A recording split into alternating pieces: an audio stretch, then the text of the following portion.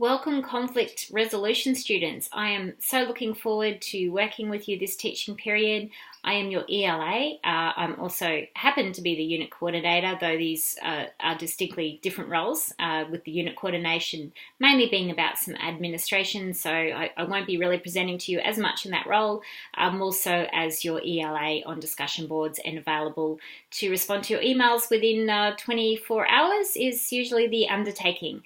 I don't want to overwhelm you on any videos this week. I will be regularly doing videos. It's one thing I like to do. It's not designed to be a lecture exactly or to take over from the course reading that in order to maximize your learning you will need to do. But what it's meant to do is just to pop you in the right direction so that you're not off track in terms of what we're trying to get at for the weekly exercises, and also so that I'm an actual human being for you, and I hope to get to know as many of you as I possibly can on discussion boards and in other ways.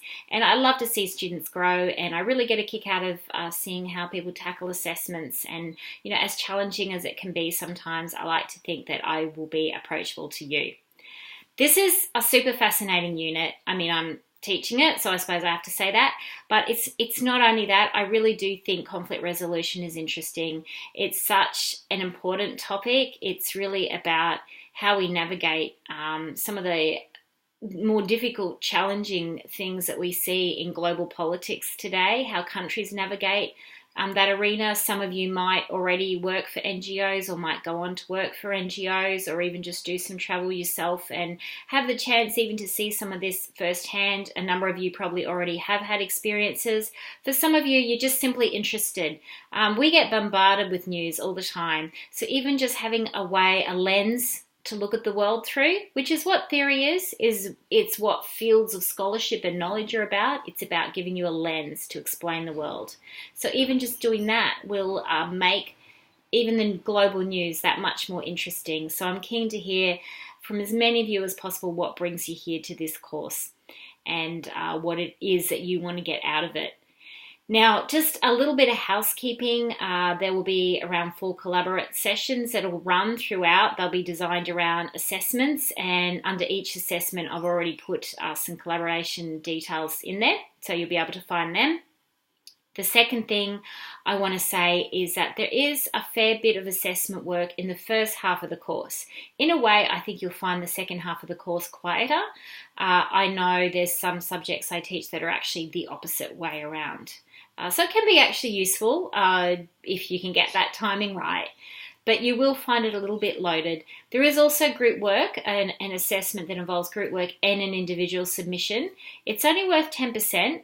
I would encourage you right from the beginning, don't, familiarise yourself with the assessment, write things in your diary, but don't worry, it's okay. It's worth 10%. Anyone who gets involved in the group work and does what they're being asked to do in terms of the assessment, you'll be well on track to getting a decent mark. Trust me on that. And it's one of those things that people can have a lot more anxiety about than what they need to. And at the end of the day, all that gets marked is actually your individual submission. But it does draw on some group work. So I just want to note that up front. I'm hoping that you're all familiar with syllabus. I'm hoping you've had a look through the modules and the assessments, just so that you're aware of those needs. And as I said, given that there is assignment 1 due, assignment 2A due, all in the first part of this course, and there is a little bit of work that goes into those, and together they're worth 40% of assessment, and we're well underway by week 3. So at the very least, familiarise yourself with those 2 tasks. I suggest you at least read assignment 2B, because it will make it clearer as to why you're even doing group work for 2A. But you don't really have to worry about 2B until the second half. I like to think that I will be approachable for you. Certainly I'll be present on discussion posts. I'll be available on email. I like working with students. It's the pleasure of this work for me. I realise that life can be really challenging, balancing sometimes family commitments, home commitments, work commitments. Sometimes people are doing online learning because for whatever reason it might be the only type that's actually available to you, and there's some unique challenges around that. So my door is open. I'm certainly not a specialist on all things. I can only offer a certain amount of support as ELA and UC, but I can definitely point you in the right direction if you need more. A couple of other changes I'd like just to note as well this teaching period is that extensions are now on the bottom of your assessment, your online assessment instructions, is the opportunity to click for a 48-hour extension or click for a longer extension, in which case you're directed towards an online form. So it's a lot more formalized now. So it's not so much the quick email of, oops, I need one right now, I'm late. It's something that you have to actually do your forms for. So think of that definitely before assignment due dates. If you feel that you need special consideration for some reason, talk to student advisors, because there's a process for that. And there's also accessibility services if there is other reasons that prevent you from carrying out your studies and your tasks as you might need to. And those things come to me then so that I am able to take them into account when it comes to extensions. I'm sure you'll appreciate that we can only go so far ourselves as ELAs or even UCs in terms of flexibility. So please work with me on that and talk to me, keep communicating with me if you have any issues.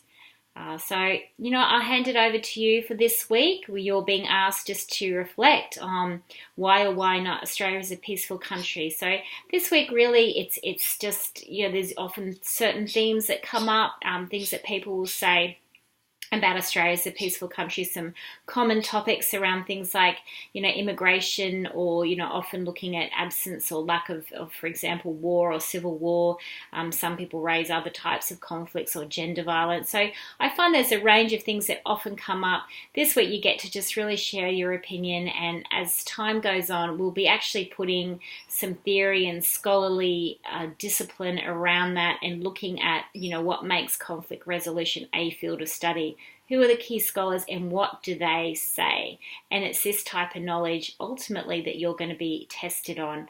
What are the models for explaining conflict? And I think you'll find it really useful, and hopefully I'll be able to guide you through this process. And one of the ways that I'll try to set you on the right track is by using these sorts of videos and collaborate sessions. So I encourage you to stay engaged. Thank you, everybody.